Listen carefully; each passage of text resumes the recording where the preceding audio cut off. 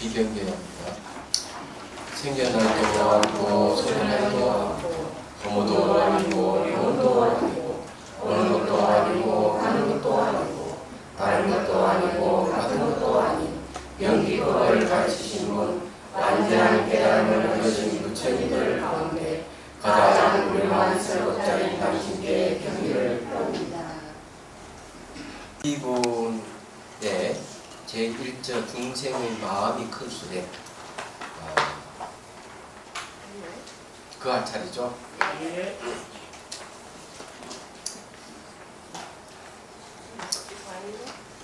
13페이지요. 11페이지라고 하시는 분은 참석 안 됐어요.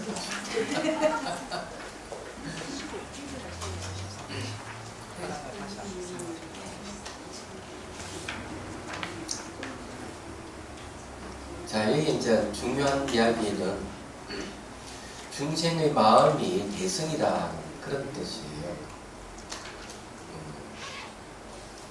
이 쉽게 말해 별 볼 일 없는 마음이 알고 보면은 이 대성이다 이런 얘기거든요. 대라고 하는 거는 이제 최상용을 얘기하는데 최대, 상대, 용대를 얘기합니다. 체가 크다. 중생의 마음이 알고 보면은 그 본질이 무한이다. 얼마나 컸으면 한계가 없다.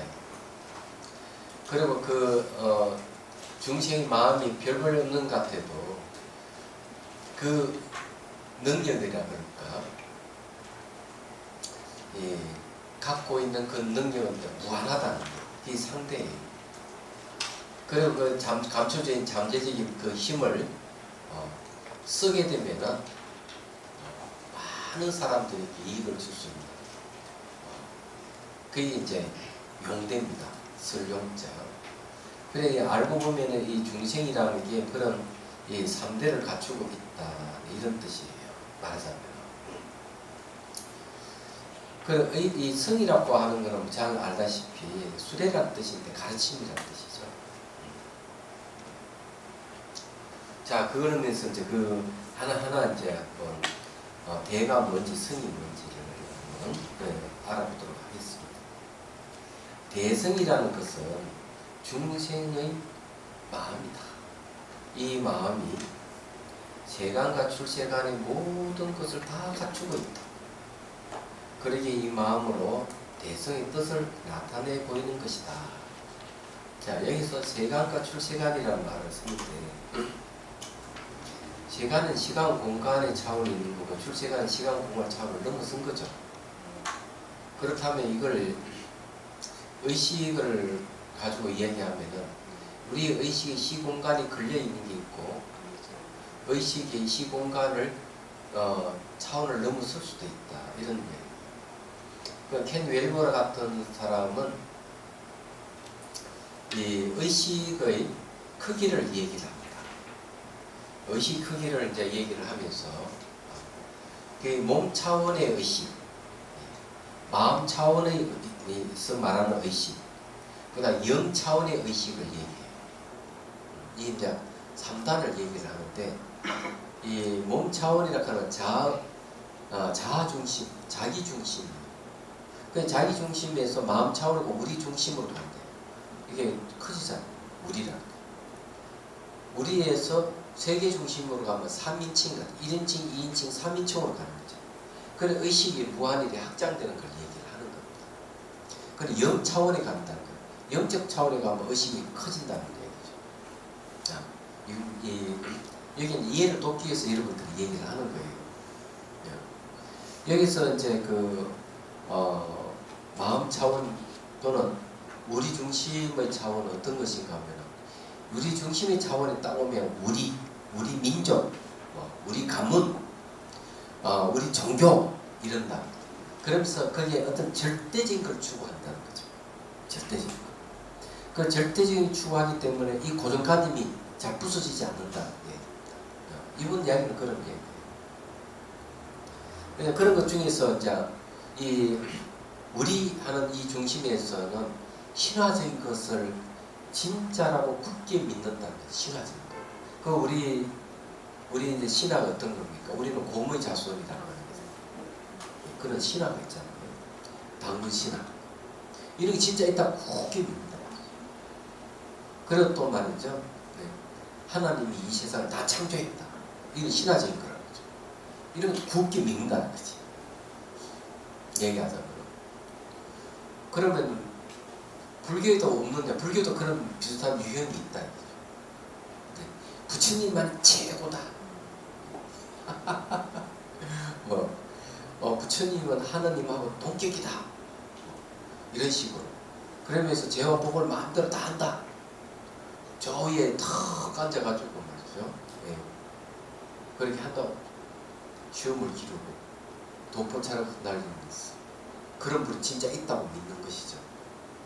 그걸 뭐 부처라 하든지 신이라 하든지 뭐라 하든지 그런 게 있다 굳게 믿으면 그 신화적인 건데 그게 우리 중심이라는 거예요.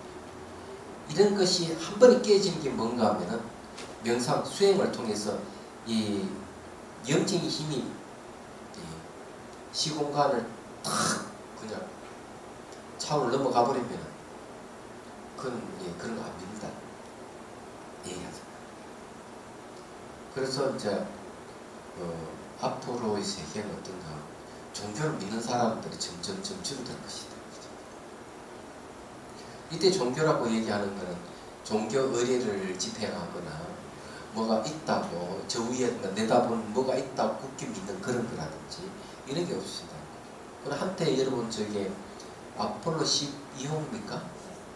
달나라로 갔을 때 기독교인들이 어떤 걱정을 할 줄 아십니까? 중간에 연옥인가 뭔가 있는 단계가 있는데 그거가 탁 부딪히지 않을까 이런 생각을 했다는 걸 내가 신문을 보니까 기사가 나왔다. 기독교인들 생각 그런 거 없잖아. 근데 그런 생각이 뭔가 하면 우리라 하는 차원 우리 중심이 있다는 거죠. 그래도 우리 불교도 그런 생각을 가지신 분이 있다면 빨리 버려야 됩니다. 그러세요. 불교야말로 차원이 다른 것이죠. 몸 차원, 마음 차원, 영 차원이라는데 불교는 영지 차원이에요. 영지. 신령스럽게 아는 알의 상태라고 이렇게 봅니다. 그런 상태가 뭐냐면은 바로 출세간의 상태를 갖다 이런 얘기입니다. 출세간의 상태. 출세간의 상태는 어떤 상태냐면은 멸진정이 들을 때 출세간이에요. 그러니까 욕계에서 욕심이 세계 욕계에서 색계 물질 청정한 색계로 갑니다. 색계에서 초선, 이선, 삼선, 사선이 있거든요. 그 다음 무색계 정신만 남은 세계에서 또 공부변처정, 신부변처정, 무소유처정, 비상, 비비상처정이 있는 거죠. 그럼 총 선정이 몇 개? 8개가 있는 거죠. 이 8개는 아직 시간과 공간에 걸려있는 차원인데 멸진정이 딱 가면 시공간에서 벗어나는 겁니다. 그래서 욕계, 색계, 무색계는 오직 마음일 뿐이다 이렇게 얘기합니다. 아흔경에서. 근데 그 마음이 멸진정이 가면 소멸하는 거죠. 시각, 청각, 후각, 미각, 촉각, 의식, 말라시까지 다 소멸해요. 그래서 넘경에서 뭐라 얘기하는가 하면 의근이 말라식인데 잠재의식까지 소멸해도 보고 듣고 인식은 다 한다. 누가? 마가스 같은 이렇게 얘기를 하는 거죠. 근데 눈, 귀, 코, 혀, 몸, 의근 이 6가지는 감각기관이라고 하는 거 인식기관은 하나의 이 밧줄 같아서 우리를 묶고 있다는 거죠. 번뇌라 하는 밧줄이 이게. 근데 이 육근을 우리 육근을 통해서 사물을 인식하니까 6개 감각 인식기관을 통해서 사물을 인식하니까 사물을 제대로 못 보고 진실을 왜곡되고 항상 그것을 고통을 당하면서 산다 이거죠. 그런데 우리 마음의 본성 이게 육안 눈이 없어도 보고 귀가 없어도 코가 없어도 냄새 맡고 혀가 없어도 맛을 보고 몸이 없어도 촉감을 느끼고 의견 없이도 그것이 무엇이 안다 이거죠. 이 마음은 육거리라 하는 게 없다. 여성의 감각기관이라는 게 없다. 대단한 거죠. 마음의 본성이 그거 같다. 이렇게 얘기합니다. 이런 차원에서 벌써 출세관의 차원을 가는 거예요. 그래서 여기서 이야기하는 이 세간과 출세관을 다 이렇게 해도 결국 뭡니까? 마음이다. 마음이 여기서 안 벗어난다. 그런데 능경에서는 마음의 본성이 두루하다고 해요. 무한하게 두루한 거죠. 이 삼단만상 우주 법계를 다 듣고 있는 거죠. 두루해가지고. 이걸 능경에서 얘기하는 거예요. 그래서 여기서 세간과 출생을 모든 걸 다 갖추고 있다. 이 마음이. 이렇게 얘기하는 거죠. 그러니까 쉽게 말해가지고 자아 중심이든 우리 중심이든 세계 중심이든 법계 중심이든 그거 다 마음의 세계라는 거예요. 얘기하죠. 지식 복구하는 것도 마음이고 해탈한 마음도 마음이고 같은 마음. 얘기하죠. 그래서 마음을 어떻게 우리가 바르게 알 수가 있냐. 마음을 제대로 알게 되면 문제 다 해결된다. 이런 얘기. 그게 뭐 대성이에요. 여기서 얘기.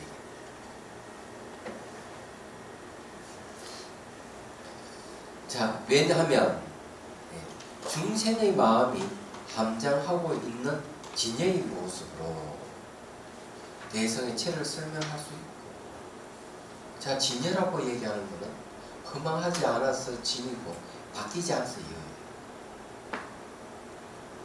이 진여의 모습을 갖고 있는 이 마음은 한계가 없습니다. 처음도 없고 끝이 없고 한계가 없어요. 바뀌지도 않아요. 그래서 이거로서 뭘 말하냐? 대성의 체를 설명할 수 있다. 본질을 설명할 수 있다. 체성을 설명할 수 있다. 중생의 마음이 생이 나고 없어지는 인연과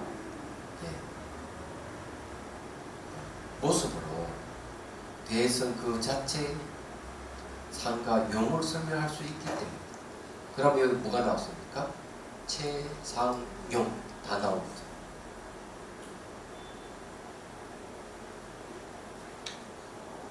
그렇죠.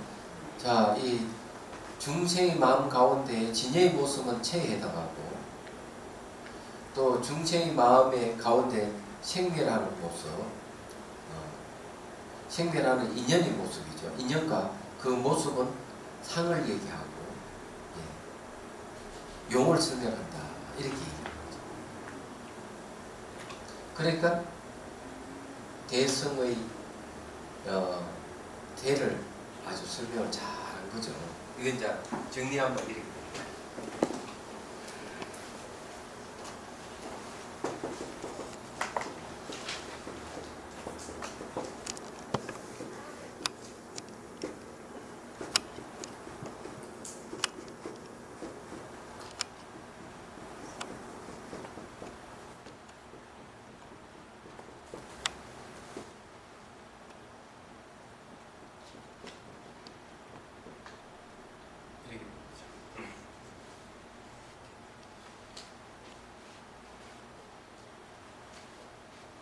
요거는 이제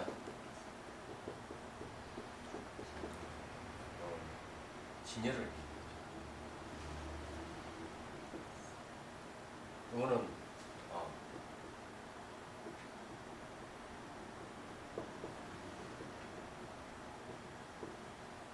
생명 인연을. 그래, 중생의 마음 가운데 이 진여는 뭡니까? 불생멸을 얘기해. 생멸하지 않는 마음인데, 또 하나는 생멸하는 마음을 얘기를 합니다. 그러면 요 뭐 딱 보면 알죠? 이 생멸이 불생멸의 마음은 심진여죠. 심진여라고 그러고, 생멸하는 마음을 심생멸, 마음 생멸. 그런데 알고 보면 이 두 가지 마음이 같은 일심이죠. 그럼 일심이 뭐냐? 대성이. 같은 걸 말하죠. 그럼 그게 뭐냐? 바로 중생. 이거 같은 걸 얘기해요. 이렇게 돼. 그러면은 이 1심이 군으로 돌아가려면 어떻게 돌아가야 되느냐? 하니까 여기 문을 요 문이 등장합니다. 이게 진영문을 통과, 생멸문을 통과하게 되면은 이렇게 가면은 1심으로 들어간다. 얘기하죠. 아니 내용이 그래 돼 있어 이게. 그러면 진영문은 뭘로 들어가느냐? 통관이라는 말을 씁니다. 원효스님께서 통관해야 된다. 생명문으로 들어가는 방법은 뭐냐? 별관을 해야 된다. 아니 통관이 뭐냐? 그러니까 서마타관이요. 별관이 이파산나.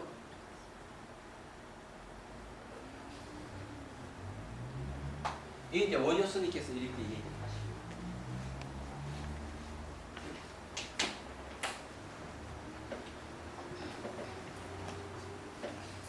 저희 딱 그림을 그리면은 딱 저렇게 되는 거죠. 그 중생심이라 하는 거는 자기 중심, 우리 중심, 세계 중심을 갖고 있죠. 또 법계 중심을 갖고 있는 마음, 중생심이에요. 그럼 우리 이제 이게 저기서 아주 중요한 게 포인트가 하나 있는데, 우리 중생심 그대로 가지고 있어도 진여와 생명 다 갖고 있어요. 그죠? 저는 다 갖고 있어요. 그러면 우리 중생심 속에 진여의 마음이 불생멸하는, 생멸하지 않는 게 있구나. 그러면 나 수행 안 해도 되겠네. 그렇잖아요? 이런 생각을 가진 사람이 있어요. 자, 이게 무슨 말이냐. 이게 아주 중요해요. 이게 낮과 밤같이 분명하게 다른 거예요. 내가 깨치거나 깨치지 못하거나 관계없이 우리 진여의 마음을 바뀌지 않는 건 사실이 맞아요. 그렇지만은 나에게 진여가 있는 줄 모르고 살아가는 중생심의 마음하고 그걸 알고 살아가는 깨어있는 마음하고는 하늘과 땅, 낮과 밤의 차이만큼 차이가 난다는 거죠. 그러면은 내가 중생이로서 깨어있지 못한 진여의 마음을 갖고 있거나 깨어있는 진여의 마음을 갖고 있는, 다 똑같다고 얘기하는지 모르지만은 같기는 같은데 나타나는 게 다르다. 한쪽에는 내가 진여가 있는 줄 모르고 살아가는 중생 입장에서는 계속 고통받고 살아가는 거예요. 내가 중생이지만은 나에게 진여가 있다 하는 거 알고 그 진여를 발현시켰을 때 삶은 고통이 없다. 이런 차이가 있는 거죠. 내용은 똑같은데. 그래서 이런 걸 여러분들이 확실히 이해를 하셔야 됩니다. 말하자면. 자, 앉아서 넘어갑니다. 제2절. 중생의 마음이 큰 까닭. 우리가 이제 앞에 법을 이야기했죠. 법은 뭘 얘기하는가 하면은 중생의 마음, 중생심을 법이라고 합니다. 그러나 의라고 얘기하는 게 뭐냐. 요 중생심을 법이라고 합니다.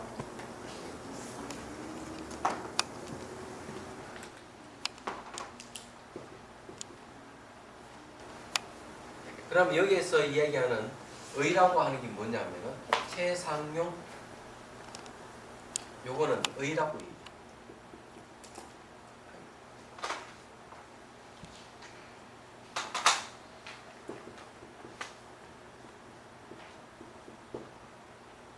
자, 법하고 의하고 어떤 차이가 있느냐.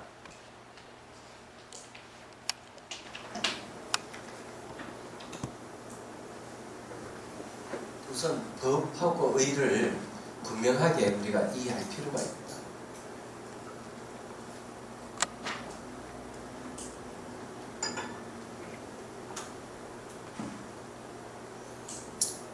자, 부처님 가르침은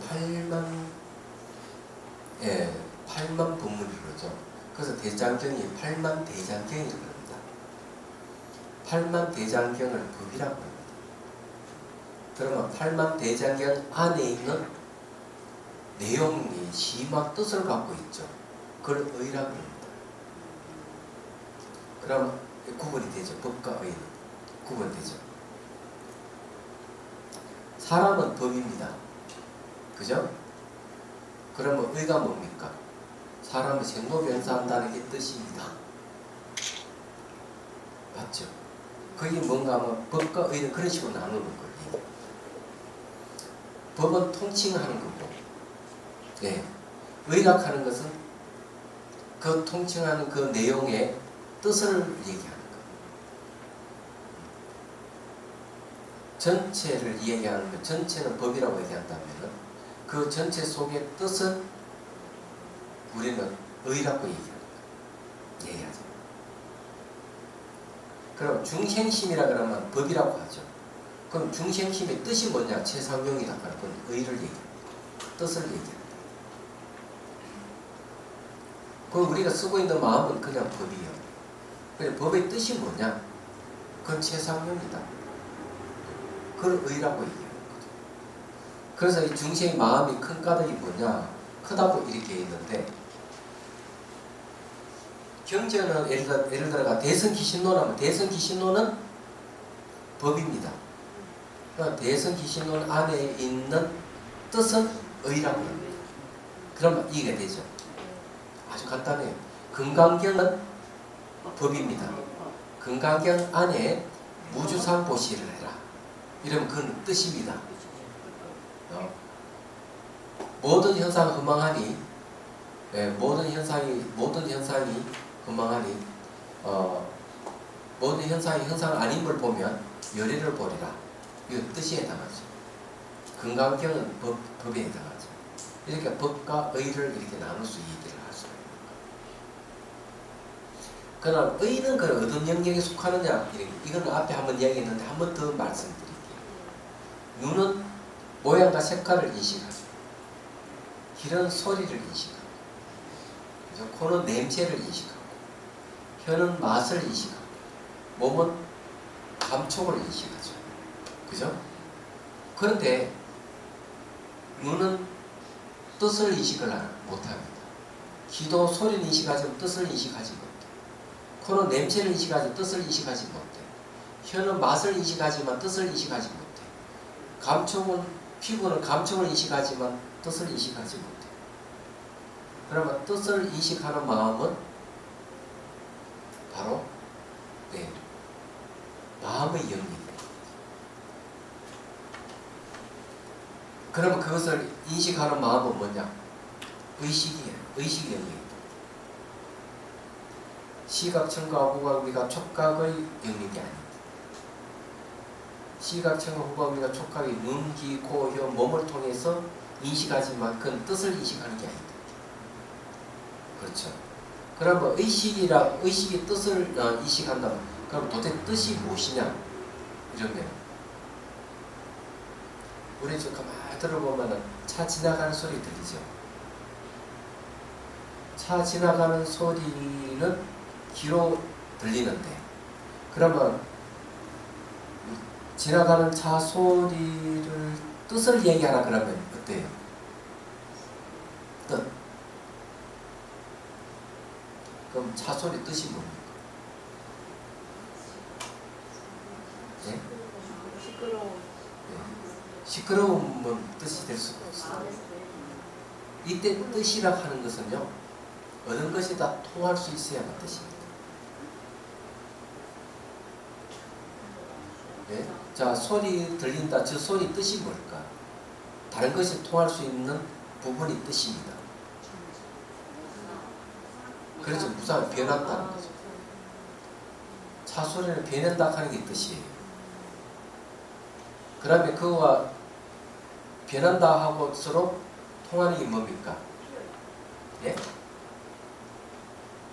애인이 변심하는 것도 변하는 거죠. 그렇죠. 이 부산에 보니까 비가 많이 오면 무너질 건물들이 있다고 그래요. 그죠? 그럼 무너지는 것도 부산이잖아요. 통합. 그래 이게 무상이라 하는 뜻은 어딘데 다 통할 수 있는 거죠. 그게 진짜 뜻이에요. 그래 뜻이라고 하는 것은 의식의 영역이지 눈, 귀, 코, 혀의 영역은 아니에요. 그렇지만 이걸 뒤집을 수가 있어요. 만일에 예, 이 육근을 의지하지 않고 참 오근을 의지하지 않고 마음 자체에 작용하는 입장에서 본다면은 내가 눈을 통해서 사물을 보더라도 뜻을 볼 수 있고 귀를 통해 소리를 듣더라도 뜻을 내가 들을 수가 있고 맛을 보더라도 뜻을 맛을 볼 수 있어. 냄새를 맡더라도 냄새 속에 뜻을 맡을 수가 있어. 정말이에요. 더 어렵죠? 이건 능경이 이야기를 합니다. 와. 그럼 한 가지 이제 말씀드리죠. 그게 뭔지. 그건 알고 보면 굉장히 간단해요.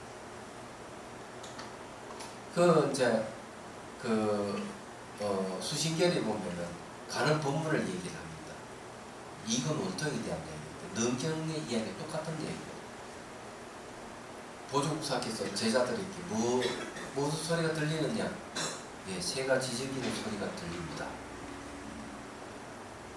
그러면은 그 지저귀는 소리를 듣고 있는 마음을 한번 들어봐라. 무슨 소리가 들리느냐? 아무 소리도 안 들립니다. 그래, 그것이 바로 간음의 본문입니다. 딱 이렇게. 이거는 뭘 얘기하는가 하면은 능경에서는 반문 문자성입니다. 소리 듣는 걸 돌이켜서 듣고 반문. 네. 자성을 듣는다. 자칫 성품을 듣는다. 자칫 성품을 들어보니까 소리가 없더라. 이러면 더 어렵죠. 그러면 쉽게 이 말씀. 어떻게 전부 다 이렇게 큰 스님들은 어렵게 얘기했습니까? 표현이 그렇게 했지. 자, 그러면 제가 진실을 말해드릴게요. 여러분 어릴 때 소리 들었습니까? 안 들었습니까? 들었죠. 이때까지 뭐 30년, 40년 좀 계속 들어봤죠. 그럼 그 소리는 계속 없었죠. 그럼 듣고 있는 성품은 없었습니까? 안 없었습니까? 안 없어지는 왜? 그놈. 어릴 때부터 지금까지 듣는 성품 한 번도 안 바뀌었어. 소리는 계속 없어지는데, 책이 또 사라지는데, 듣는 성품은 책이 또 사라지지도 않아요. 계속 듣고 있어. 그래서 이게 능경에서 뭘 얘기하고 있는가 봐. 낮잠을 자고 있는데 뭔가 막 북을 치는 소리가 들리고 막 이러니까 꿈속에서 희한하다 이게 탁 깨고 보니까 집안에서 절구 찢기고 있는, 절구 찢는 소리가 꿈을 꿀 때는 막 북소리를 들렸다. 이게 말하자면. 근데 여기서 중요한 거는 절구 찢는 소리가 북소리를 바뀌 듣더라도 듣는다 하는 성품은 안 바뀌는 거예요. 그거는 뭐 내가 잠을 자든 잠을 안 자든 이 듣는 성품은 늘 열려있는 거죠. 얘기하자. 근데 그거 똑같은 걸 얘기합니다. 보는 성품을 또 얘기하는 겁니다. 어릴 때는 지금 보는 건 많이 봐왔죠. 부산 변하는 걸 다 아시잖아요. 그렇게 많이 변하는 걸 봤는데 어릴 때 볼 때는 지금 볼 때 보는 것은 똑같죠. 보여지는 대상은 바뀌어 왔는데 보는 건 안 바뀌어 그대로 있는 거예요. 그게 죽지 않는 거예요. 보는 성품이나 듣는 성품 똑같은 마음. 이제 그걸 얘기를 하는 거죠. 그래 그게 이제 뭔가 하면은 그 뜻이라는 겁니다. 그것이. 그렇지만은 이제 보는 마음이나 듣는 마음은 그냥 뭐라 합니까? 그건 법이라고 합니다. 마음을 법이라 하지만은 그걸 뜻이라 하면은 이렇게 바뀌지 않는 불생불멸하다든지 이런 걸 얘기를 하는 거죠. 자, 그래서 이제 중생의 마음이 큰 까닭을 이제 봅시다. 대승인 중생의 마음이 크다는 뜻에 세 종류가 있다. 첫째는 근본 바탕이 크다는 것이다. 모든 것의 본바탕이 진여는 평등하여 늘어나거나 줄어듦이 없기 때문이다. 자, 늘어나거나 줄어듦이 없다면 진열학하는 말은 생각할 필요가 없고요. 늘어나거나 줄어든 게 없으면은 형상이 있으면 어때요? 늘어나거나 줄어드는 게 있죠. 형상이 있으면 생기거나 사라지는 게 있죠. 그럼 형상이 없다는 거예요. 형상이 없기 때문에 평등하다. 평등하기 때문에 그 진열하는 거예요. 우리가 이런 걸 볼 때 항상 이렇게 뒤집어서 볼 필요는, 뒤집어서 보면 쉽게 이해 가능해져요. 그래서 이게, 자, 그러면은 형상이 없고 비어 있고 그것이 평등하니까 그것이 크다는 거. 그 근본 바탕이고 그것이 크다. 그러면 그 크다 하는 것이 얼마큼 크냐? 체가 크다. 바탕이 크다. 그럼 바탕이라고 하는 것은 모든 존재의 근본을 얘기하죠. 그럼 그 큰 것은 무한을 얘기합니다. 한계가 없다. 이런 뜻입니다. 왜? 형상이 있거나 하면 한계가 있을 건데. 그래서 여러분들이 지금 쓰고 있는 우리 중생심 이 자체의 바탕이 우주를 덮고도 남는 거예요. 굉장하잖아요. 근데 이런 가르침, 누가 이런 걸 가르치죠? 어느 종교는 무조건 믿으라고 이렇게 하지. 안 그래요?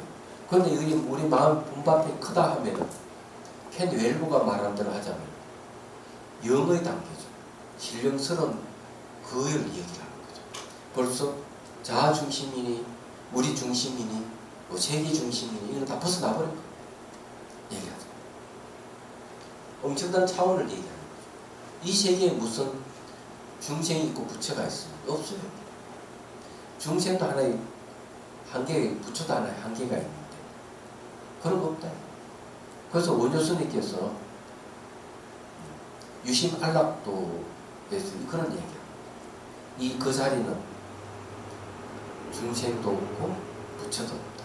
이렇게. 중생이 있으면 상대적인 부처가 있고 부처가 있으면 상대적인 중생이 있는 거죠. 그런 한계가 탁 벗어나버리는 게 바로 체대입니다. 이거 무슨 상태예요? 저 위에 딱 천상이 앉아서 너 잘하는 못하는 내가 지켜본다? 이런 것을 굳게 믿고 있는 사람들이 거의 대부분인데 켄 웰버가 말한 대로 하면 지구상의 70% 이상이 그걸 믿는데 단 1%인 사람만이 영적인 상태에 있다.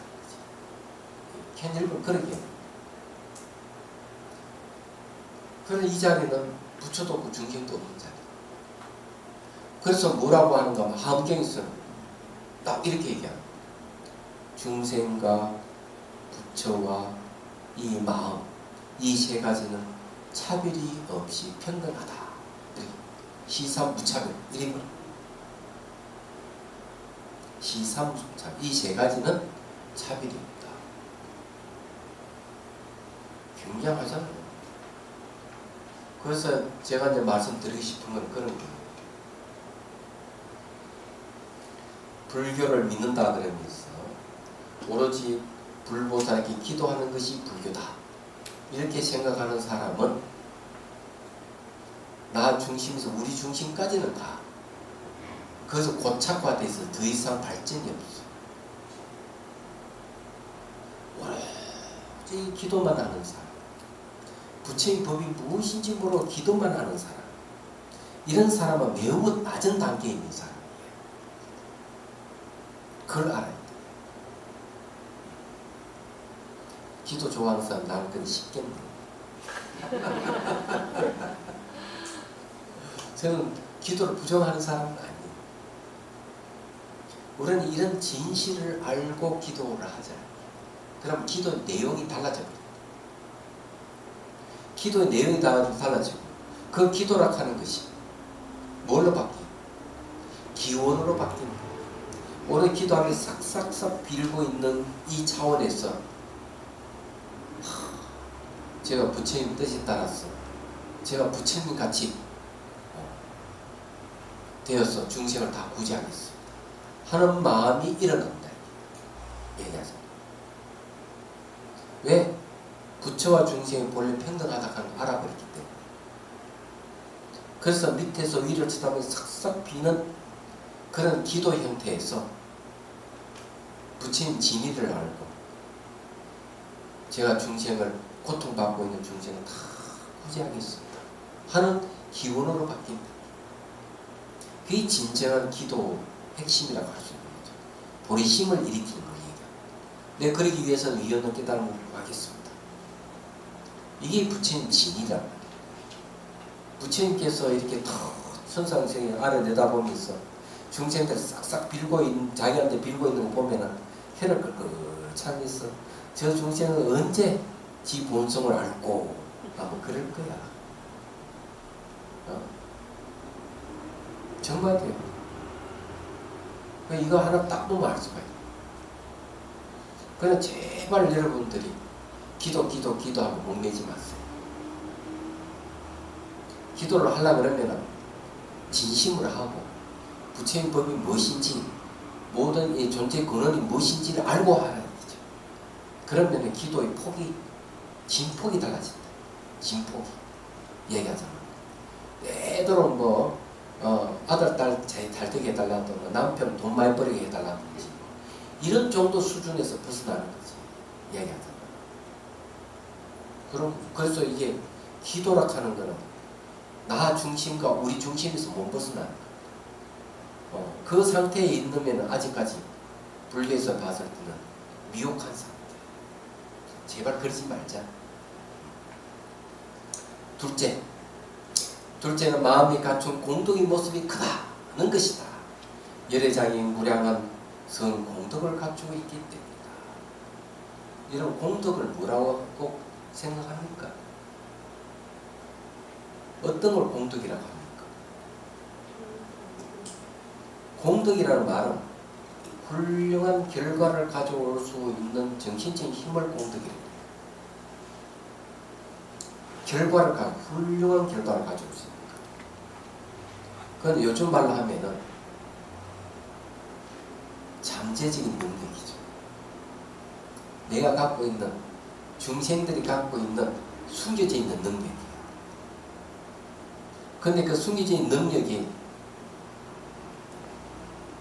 공덕이라는 이름으로 얘기할 때는 그것은 성품 자체가 그런 성질을 갖고 있다.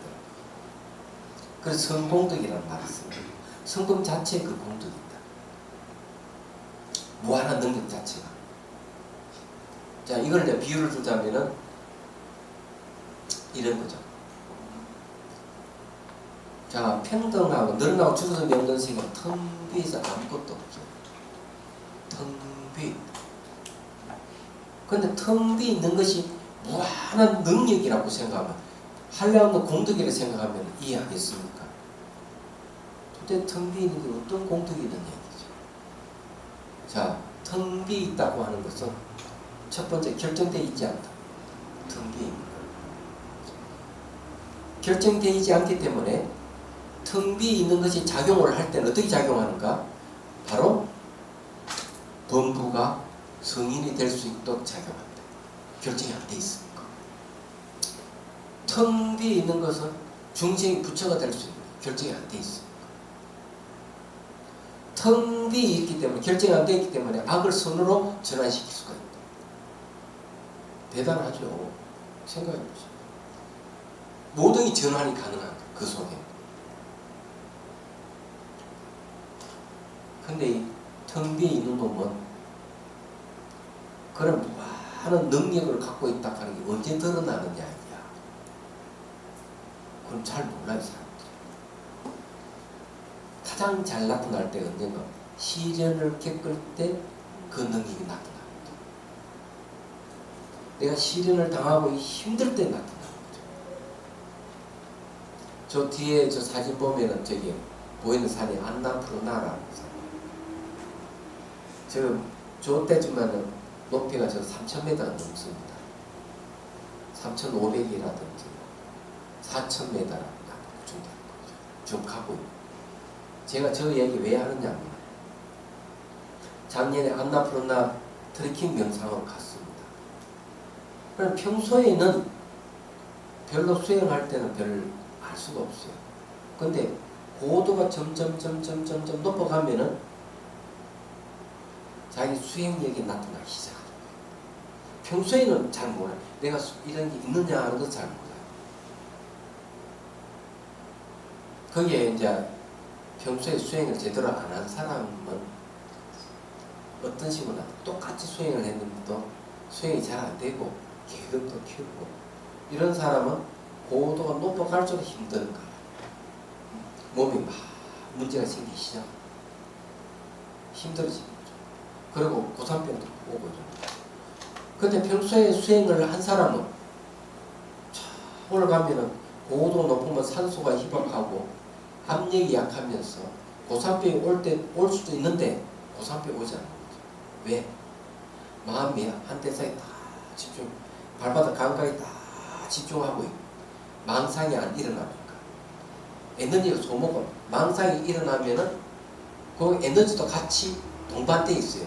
망상이 싹 사라지면은 에너지도 같이 사라져요. 왜?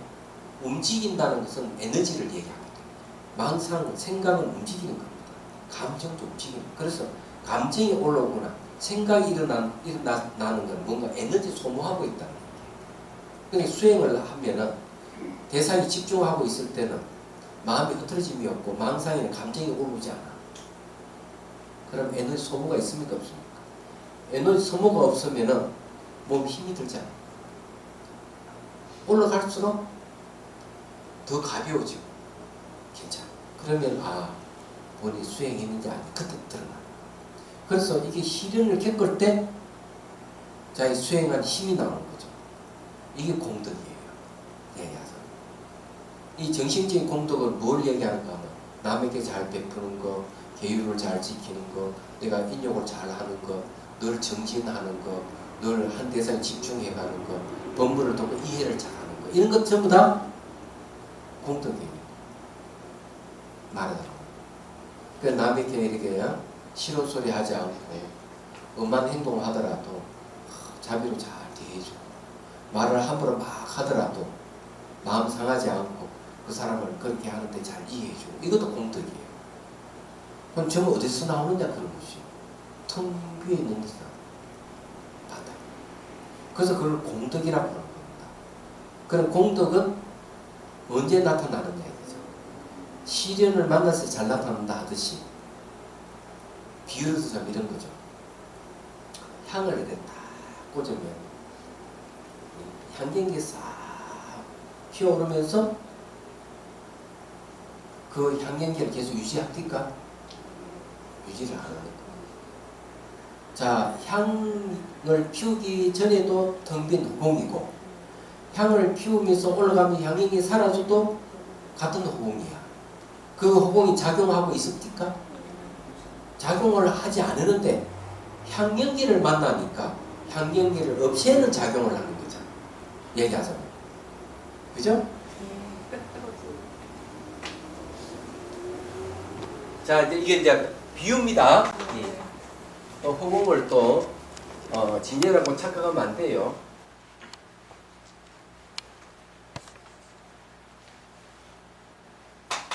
자, 봅시다.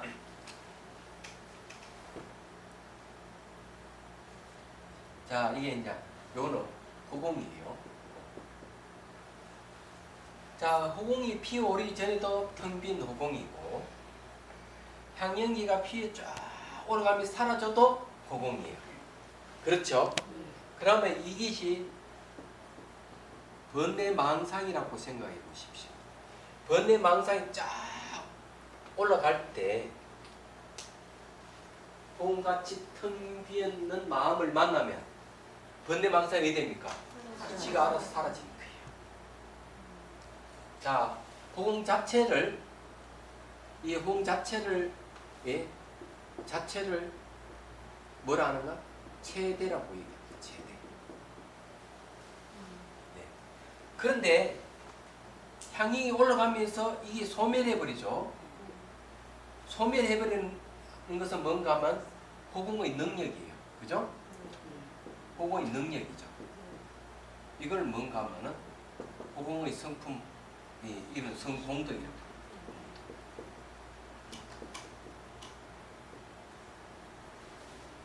능력은 공덕이에요.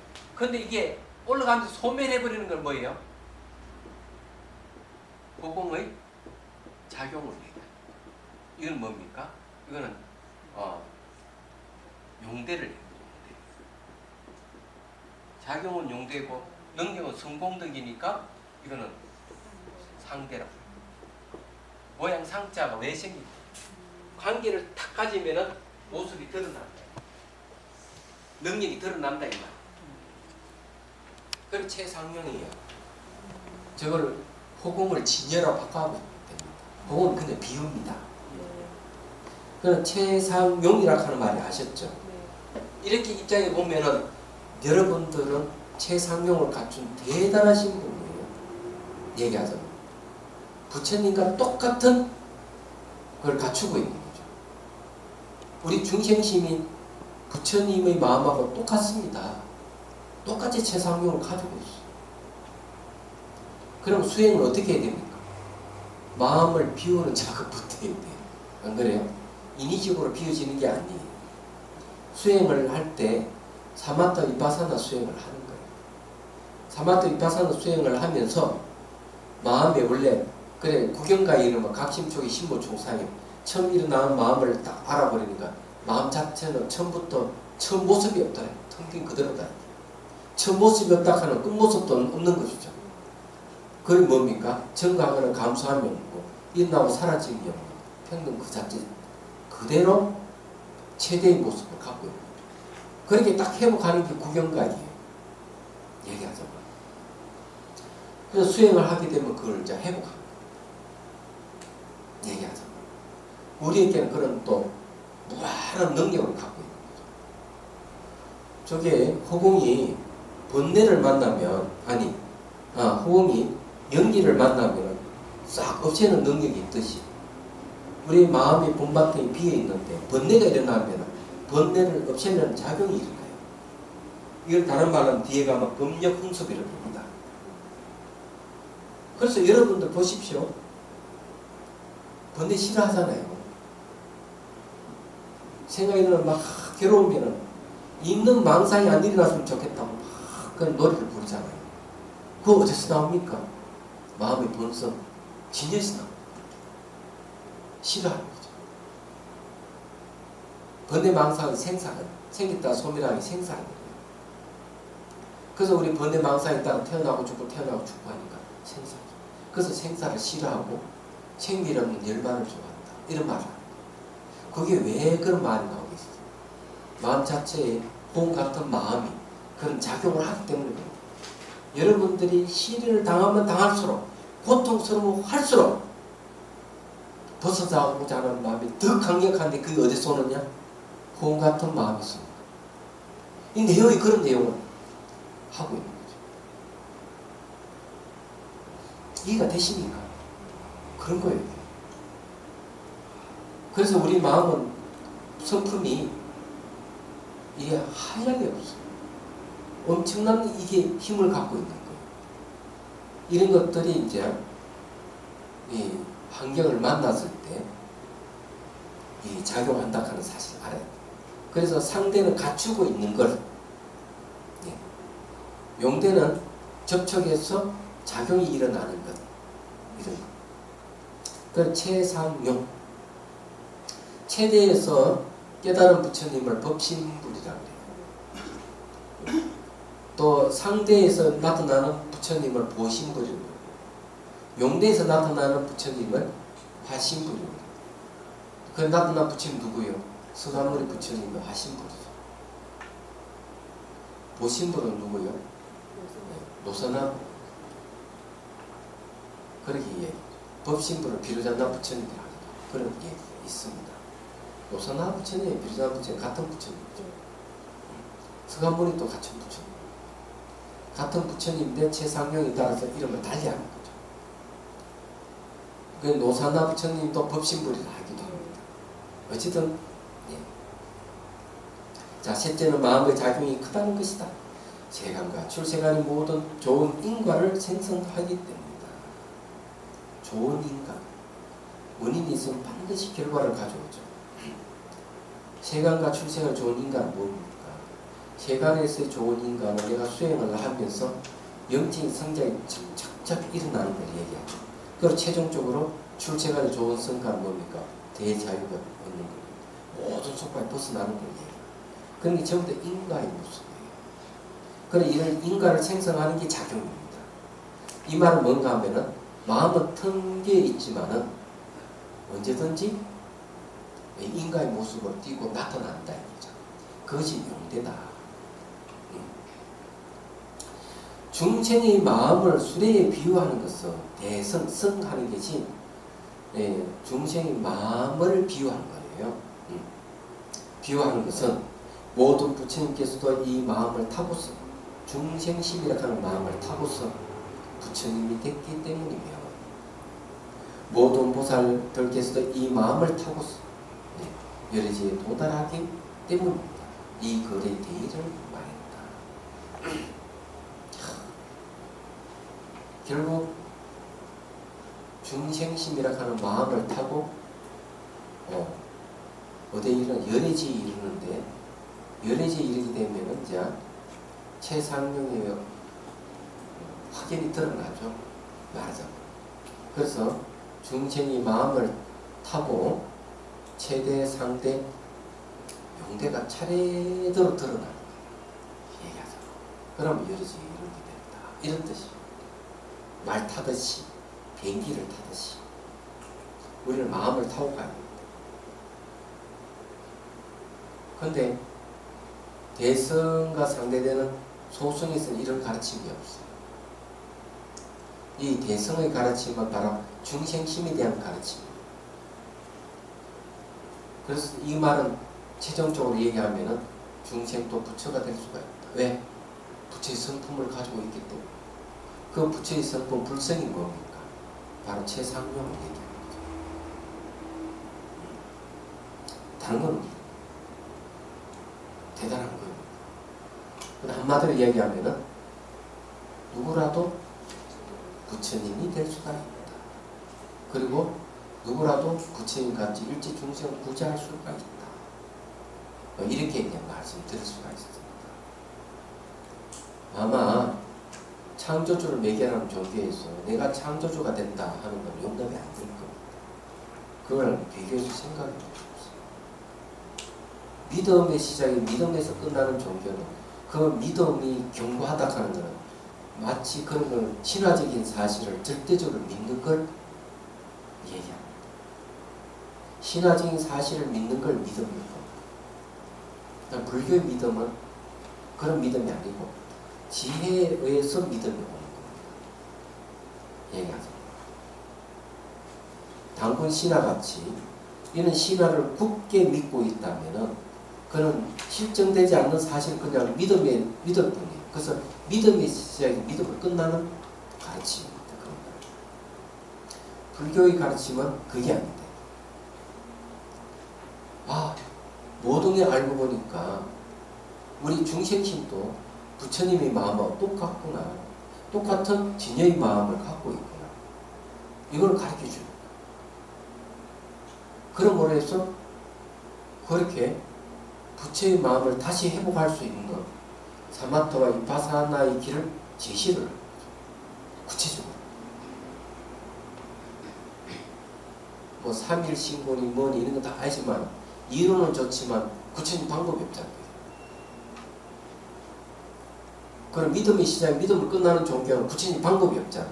기껏 해봐야 처음부터 끝까지 기도밖에 없어. 그거밖에 없어요. 그런 목적은 하늘에 태어나는 게 목적이에요. 너와 나와 본래 평등하다 하는 그 사실을 깨우치는 목적이 아니란 말이에요. 차원이 다른 것이죠. 생각을 해보죠. 대단한 거예요. 이런 이야기를 하도 들어가지고 면역이 돼가지고 이게 대단한 가르침인지를 모르는 분들 계시죠? 너무 면역이 돼가지고 습관화 돼가지고 제발 인식했으면 좋겠어요.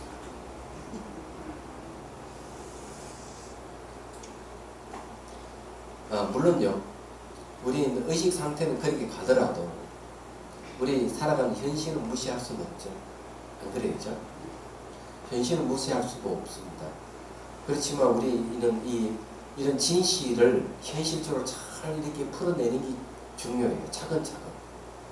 우리 현실에 맞게끔. 그러면 우리 현실에서 가장 필요한 게 뭐예요?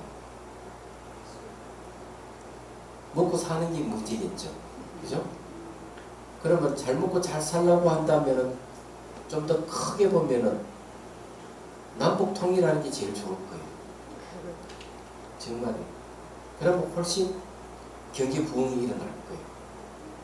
그리고 이제 이산가족도 해결될 것이고, 주변에 양대 국가에서 어떤 그 압력이랄까 그런 데서 훨씬 자유로워질 것이고, 저 일본에서 저렇게 아베 정권에서 그렇게 자꾸 깨를 부리고 꼼수를 쓰는 그런 것에서 벗어날 수 있을 것이고, 현실적인 이야기는 그런 것이죠. 그렇지만 그렇게 할 수 있는, 현실에 부응할 수 있는 마음은 바로 공부하는 이 마음을 갖고 해야 된다.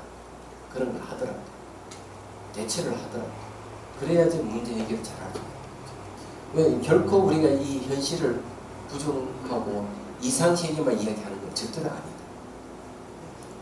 마음은 이렇게 크고 넓고 영적인 상태에 오더라도 우리 현실적으로 감안해서 그에 잘 대응을 해야 될 것이다. 화낼 일을 갖다가 자비심으로 대한다든지 그런 것이죠. 상대가 공격해 오면 그 공격을 해오는 것은 탁헤드가 되지 않고 슬쩍 피할 수 있는 지혜, 여유로운 지혜가 필요한 것이죠. 첫 번째 화살을 맞았다 해가지고 박근혜 같이 싸우고 하는 것은 이게 영적인 상태가 아니다. 그래 우리는 현실을 부정하는 건 아니에요. 그런 걸 이제 말씀드리고 싶습니다. 질문할 수 있는 질문하십시오.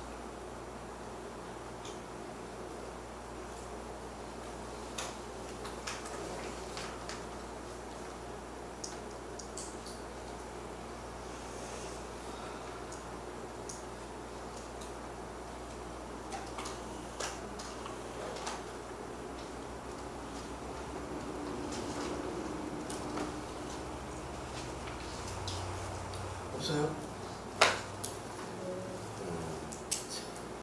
이제 해양기 합시다. 중생들을 구하려는 마음으로 깨달음의 정수를 이룰 때까지 부처님과 법과 승부에 항상 기해합니다. 지혜와 자세를 갖추고 이전을 위해 노력함으로써 부처님 앞에 머물겠습니다. 원만한 부르심을 일깨우겠습니다.